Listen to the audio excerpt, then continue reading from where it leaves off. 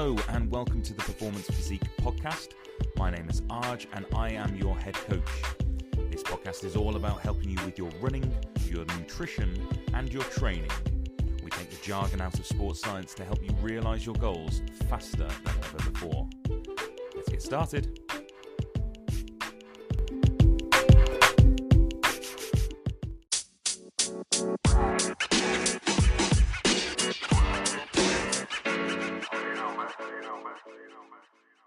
Joining me now is Thiruchelvam, the owner and head coach at Performance Physique, alongside Maia, who used TikTok to document her journey into motherhood. Thank you both for coming. How are you both? Good afternoon, Jamoke. Thanks for having me. Great to have you. Can you hear us? Maia, are you there?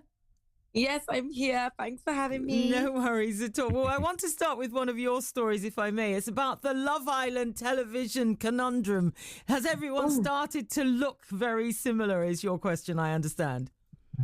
Yes. So I actually put a video out 2 days ago asking the public what they think. Because when the lineup came out last week, I was sitting and I was thinking, is everyone just starting to morph into one person? Like what's really going on? And the representation of women on Love Island has moved from natural to filler. Because I remember the earlier seasons and they weren't really like this. They had a diverse, different types of women. They had redheads. They had everything all there. But now everyone's just kind of looking a bit filled in, Botox, same hair extensions, same body, same everything. And it was just starting to worry me, if I'm being honest, because I know that a lot of young girls watch this program. I have a daughter myself. So I start to think, and I'm like, is this where TV is headed, where we don't see anyone natural anymore? It has to be a certain type of woman that they pick.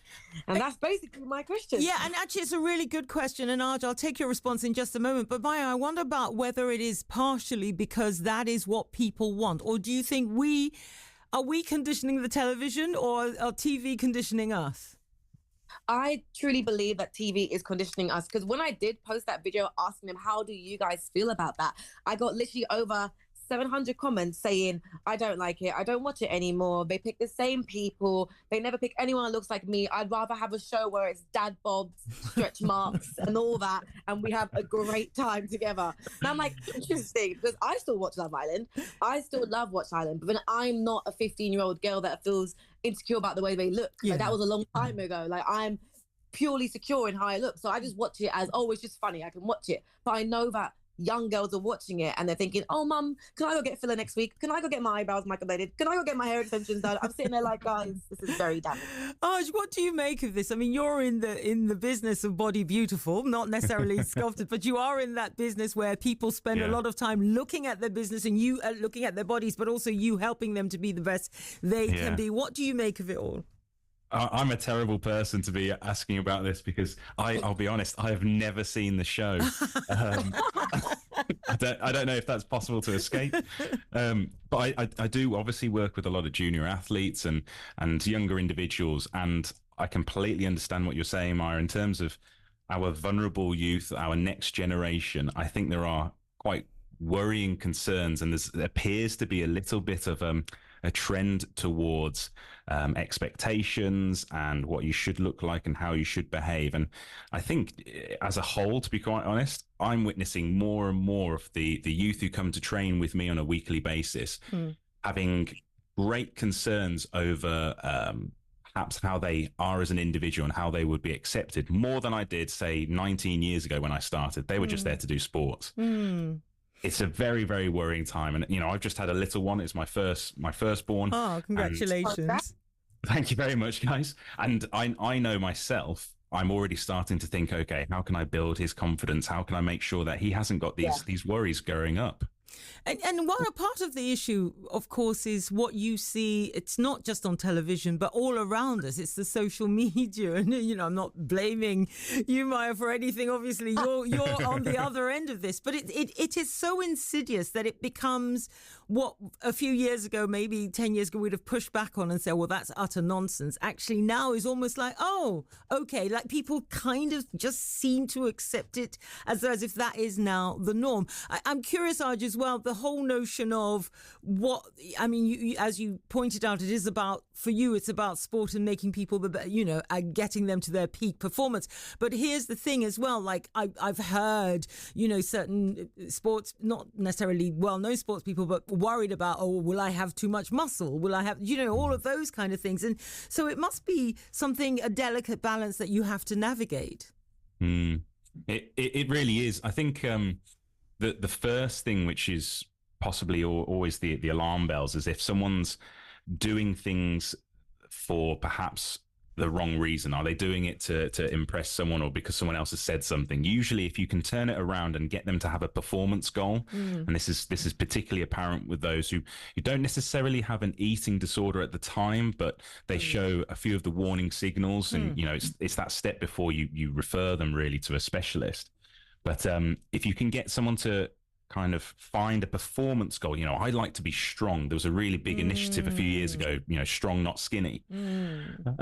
If you can attach that to it, that's really, really useful and a great way of helping someone achieve their goals. And naturally, you are going to perhaps get some of the physical attributes, the aesthetic attributes as a byproduct. But it's just really, really difficult to walk that middle line. And, at the end of the day, myself included, a lot of our confidence is kind of tied together with the way we look. And Maia, I wonder for you, how do you push back against it? Because I utilize social media. I'm on most of the platforms. Some of them I don't use, but I'm just on them.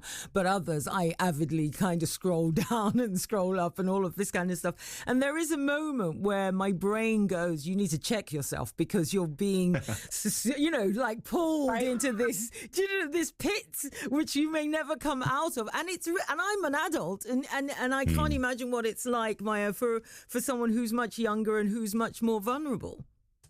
I think, especially with my TikTok, what I try to do is, 95% of my videos, I'm having no makeup on, my hair's a mess, and I'm just showing you exactly what it is, being a mum, being at home, doing all the things that we need to do, which are real life problems, not problems that are marketed towards us like, oh, maybe you should get baby Botox. Like things like that, just to me, that's the difference. The difference is that I need to think to myself, I know that this is just marketing. This is not real. They want you to buy their product. And I try to say this all the time on my platform. I'll be like, guys, do not buy into it because it's not real. They market it towards us to make it seem like, oh, maybe this is something that we need, like baby Botox. Like, why would you name it baby Botox? Because now little girls are thinking, oh, well, mum, it's just preventative. Like, I need to get the Botox because it's going to prevent the lines from coming. And I'm sitting there like, guys, can you not see between the lines that they just want you to pay? They just want you to use your money so they can get more money that way. So I try to talk about that all the time on my socials. And then at the same time,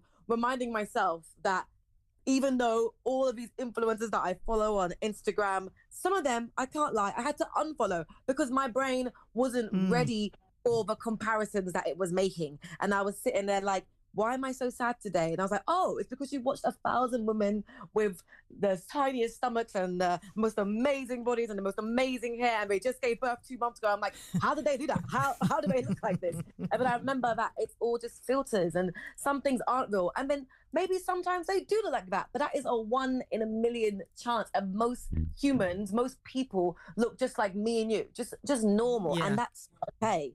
And it's so important. And I see from my notes that you referenced, Maia, that the French Love Island, which I've never seen, I don't speak French, and I'm not going to seek it out, is much more, is a bit more natural.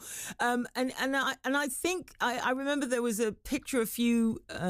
Maybe a month or so ago of a celebrity, I can't remember which celebrity it was, who had posted, I think it might have been Julia Roberts, who had posted up a picture of her and her niece, I think it was, just having a really lovely moment, which was just about them. And she was feeling very celebratory and she shared it and they just looked ordinary. I mean, I didn't think anything of it. I thought, oh, isn't that a nice little picture? And the deluge of disappointment from these social media mavens who not necessarily was awful. And I was really taken aback that this is where we are now, where our level of expectation is so high that everybody has to be perfect. So even ordinary friendly family moments become almost, not something you should share because they're not perfect.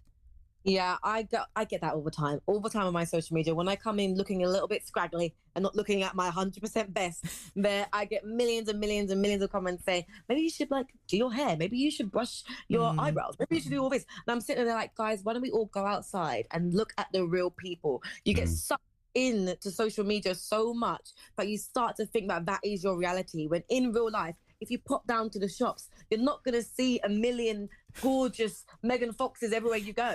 We are seeing the average Joes, and that's great. It's great being normal. It's actually fine to be normal as well. It's actually more inclusive than what you see online or on your TV screens. No, totally. Well, listen, let's turn to Arjun, your first story, which is about music festivals. And this is on a day where I think it's the Brockwell Park Festival they're waiting on a decision as to whether or not they can go ahead with a music festival that's being held there, because apparently it is very muddy and they're worried about health and safety. Are music festivals struggling, Arj?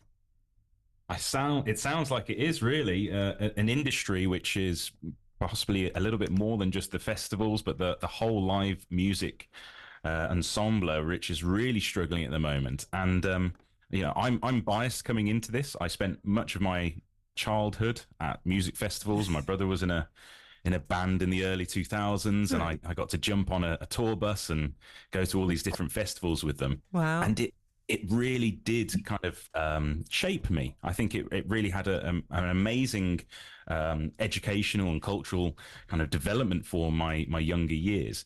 And to see the industry really, really struggling. I think the article today was about 42 festivals announcing postponement, cancellation. This is a really, really worrying thing at a time when I think it was only 2 months ago. It was also reported that actually becoming a musician as a working class individual rather from a middle class background is now becoming something which is almost impossible to succeed in unless you're one of these angel artists who were found on TikTok, etc.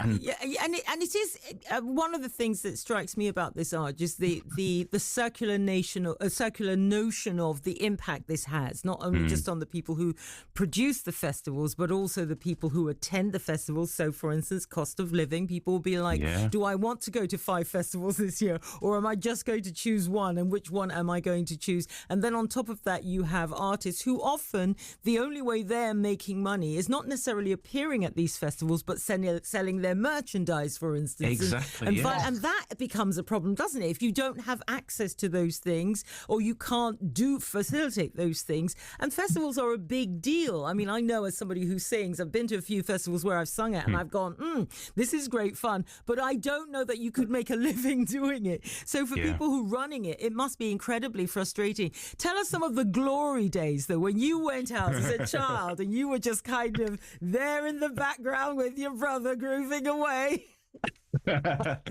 There's an awful lot of stories from over the years, but I just remember being really proud. I was young, and my brother was probably a little bit younger than I am now. Right. And to see, my brother's band Middleman, and they're on the headline of the stage, and I was incredibly proud, and I was always that one who was bouncing as high as I possibly could at the front of the stage. And I remember one year them saying, well, the technician hasn't got enough hands. Can you press this button at this work?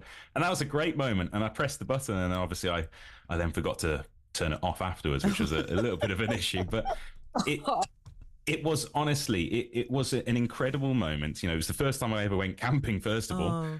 But it was incredible to really see so many different people and different ages and backgrounds at the festivals. I think the one thing I've noticed, because I'm desperate to go back to another festival, if I'm brutally honest with you both, but that's probably not going to happen with a 6-month-old.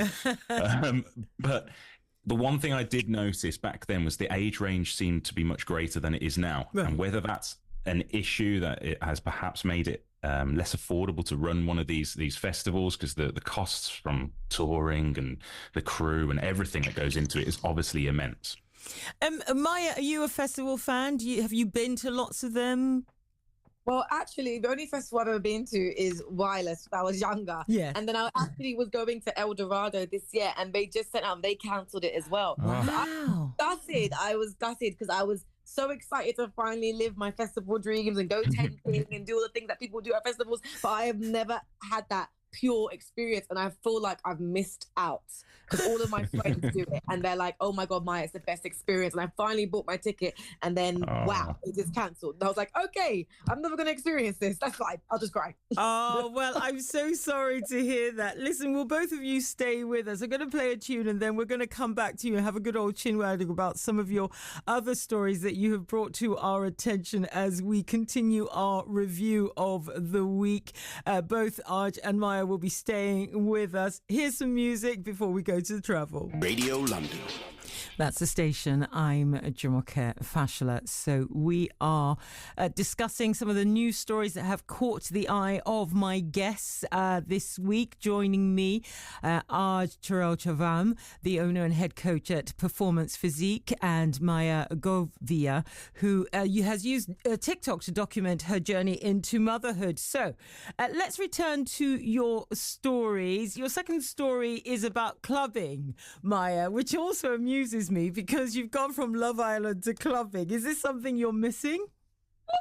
Yes, clubbing. It's a dying art form, guys. It really is, because it used to be a fun place where you can meet up with the girlies and get a reasonably priced drinks and listen to some really good music. But nowadays, it's just so dire and everything is so expensive. And I went clubbing for the first time in a very long time after becoming a mum the other day, and it was absolutely empty and everyone was just so focused on image. I was sitting there like, oh my goodness, clubbing is just dying. And everyone on my social media was also saying the exact same things. I thought it would be interesting to have a conversation about it today, because even I go clubbing with my parents on when they go to Little Boys Dale in Canary Wharf, and I go clubbing with them. It's a complete different experience. They're having fun. They don't really care about what everyone's looking like. The drinks are, I guess, decent for them because they have big job, so it's fine, they can afford that. And for me, it's free because I'm with my parents. But now, as 25-year-old me, I can't go anywhere without thinking to myself, oh no, is it going to cost me £50 just to get home? Is it going to cost me £30 just for one drink? Like, what can I do? This is going to get very sad. It's kind of similar to your festival theory, all about the music today. but it's all about clubbing instead. Arj, what do you make of it? I mean, I know you've got a 6-month-old, so you're probably not out and about clubbing, but are your clubbing days behind you? No, I'm a party animal forever, to be honest. I will never let that go.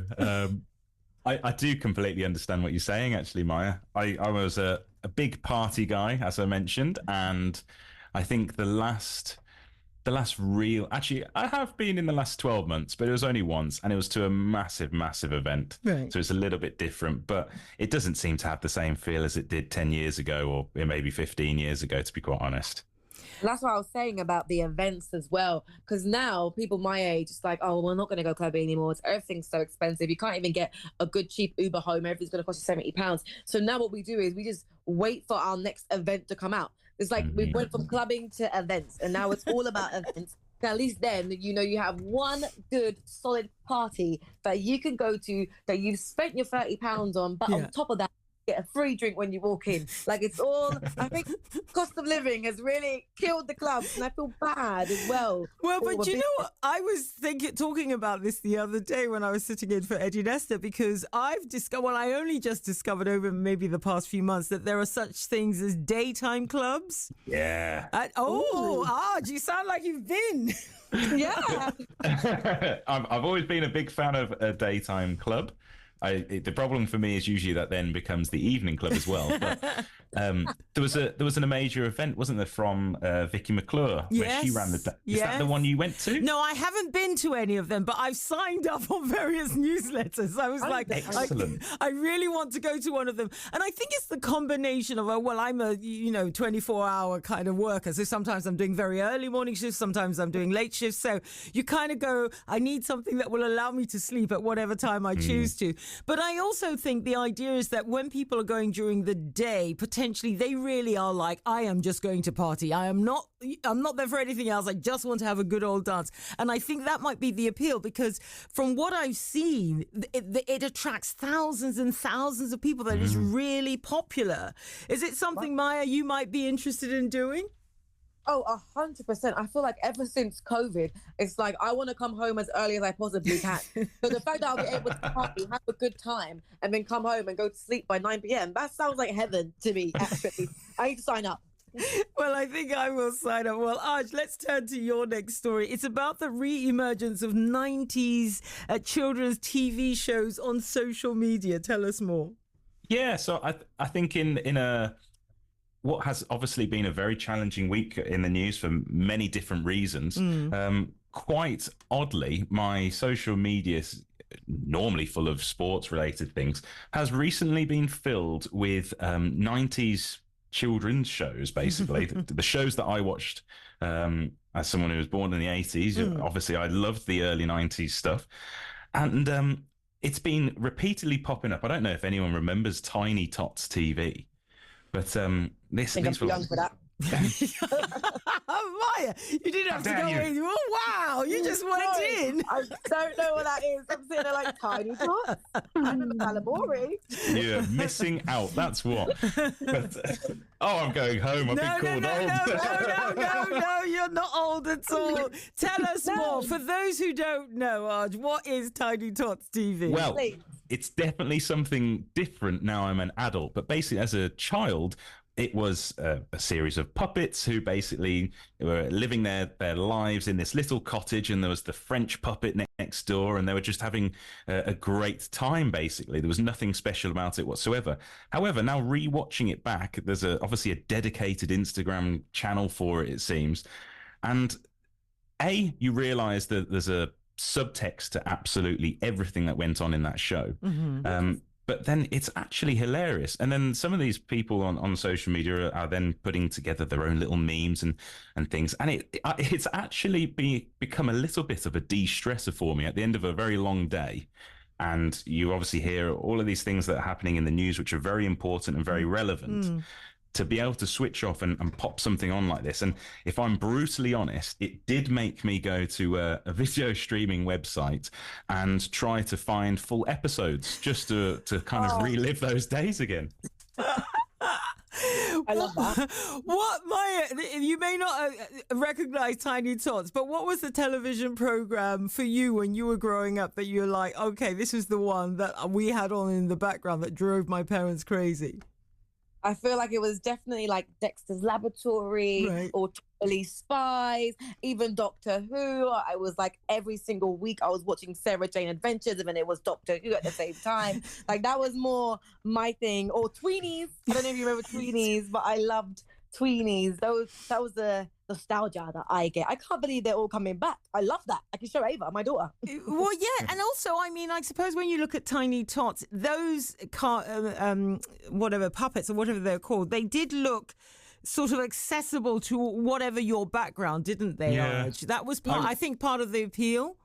I really agree with that. Actually, it's something which I never appreciated being younger, and you know, I'm from a mixed background, and I think it was always a little bit kind of a shock when people would say, oh, you know, not in a nasty way or anything, not in a derogatory way, but just to explain that I was from a different culture really to them. And growing up, it didn't mean anything to me. But now I've realized that, you know, actually I want my son to be able to see someone that looks like him as a role model, whether it's on sports or whatever. I think that's really, really relevant. And certainly you're right with Tiny Tots. And representation does matter. And of course, Maia, for you as a mother, you must be thinking about that. How do I make sure that my child is fully rounded, fully embraced, fully recognizes their own powers? Yeah, for me, I'm quite lucky as I live in London, so everything's quite diverse anyways. And then on top of that, my whole family is like a diverse hot pot of everyone. So that's also amazing. And then on top of that, because she is a Caribbean girl. Like when we get Barbie dolls, even my friends who are British, they will get her the Caribbean Barbie doll, right. or they'll get her the Barbie doll from another, like Sri Lanka or something different like that, just to really mix it up so she knows that there's different types of people all around the world. And for right now, all she's really watching is like Bluey, so it's all about pets and dogs anyway. So she loves her dogs. So at this moment, she doesn't really care. But I hope when she grows up, she'll be like, "Oh, I love everybody," and I'll be like, "That's fantastic, baby." Fantastic. And Arj, for you, is this becoming an issue as well? Not an issue, but something that you are thinking about? I'm definitely thinking about it. At the moment, I'm trying to create the ultimate athlete. Therefore, he is just watching loads of sport, though. So. If he's not the next Olympian in whatever sport he chooses, it will be a bit of a disappointment. I'm kidding. I know. Well, let's find your final story, Maia, is about the death of the supermarket. Is that because we are no longer going and picking up our trolleys and putting things in them, but because it can be delivered to our very front doors? It is exactly that. I was thinking about this today and I was like, oh my goodness, am I ever going to go to a supermarket? Because really and truly, delivery is my best mate. So is Uber Eats. And then on top of that, I've got HelloFresh, Simmer Eats, or Simply Cook that can just deliver every single thing that I need to make a really tasty meal all from my house. Like I don't even need to leave the house anymore to go to the supermarket and figure out, oh no, what am I going to cook? Oh, let me think about a long list of things that I need to make a lasagna. It's all just done for you. So I really do feel like convenience is what is going to take over, and maybe poor little Tesco and Morrison's might be going down the hill. I don't know. Well, it'd be interesting as well because, of course, one of the big things that has been discussed this year, I think, Arj, is around the notion of ultra-processed foods. Now, I'm not saying that any of these people that deliver this are dealing with ultra-processed foods, but nutrition is part of the role that you play in people's lives. What are your thoughts about that, about the people obviously live busy lives, and so the quick, the easy becomes more appealing, but often is not necessarily the biggest or the best nutritional choice? Yeah, I think what we have seen is with the expansion of these delivery services are the ability to offer perhaps wider ranges of food. Traditionally, they were always, the burgers and the chips and all those kind of things, which, in moderation is fine. It's about including that within your lifestyle. But I've noticed certainly around me being able to get any kind of food now, some ramen or whatever, which is substantially healthier, is definitely available. I think the one thing which I would say I've repeatedely noticed is that the ability to almost quality control if you're doing your grocery shopping in person. I've chosen the biggest broccoli and the freshest cauliflower and that kind of thing. And during lockdowns, we did a lot of online grocery shops, and that was definitely missing. You're always perhaps up against it. You're looking for your own interests, aren't you? Really, when you go grocery shopping.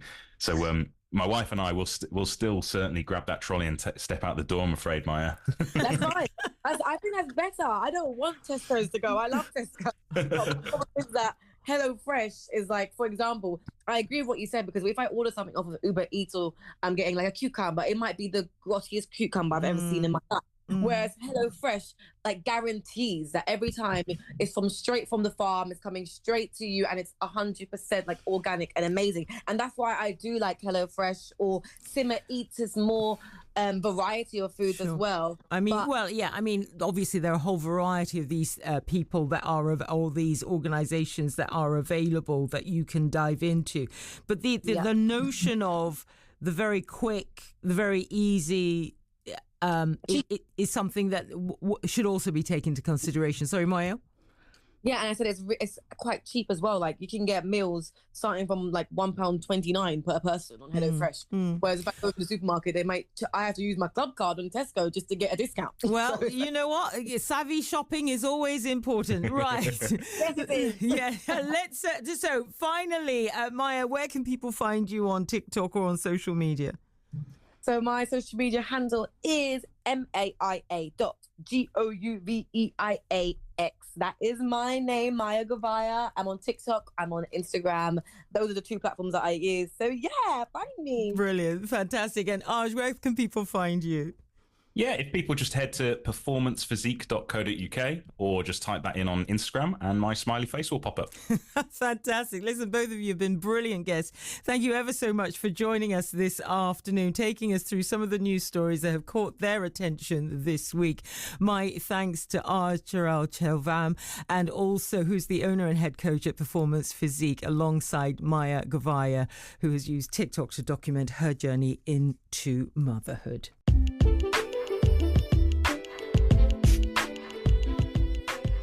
Thank you very much for listening to the Performance Physique Podcast. Don't forget, you can find us on Instagram. It's at performance_physique. You can find us on Facebook, Performance Physique, or if you just head to performancephysique.co.uk, we'll do our very best to help you. It will mean the world to me, though, if you can share this podcast with one friend this week. Right, for now, take care.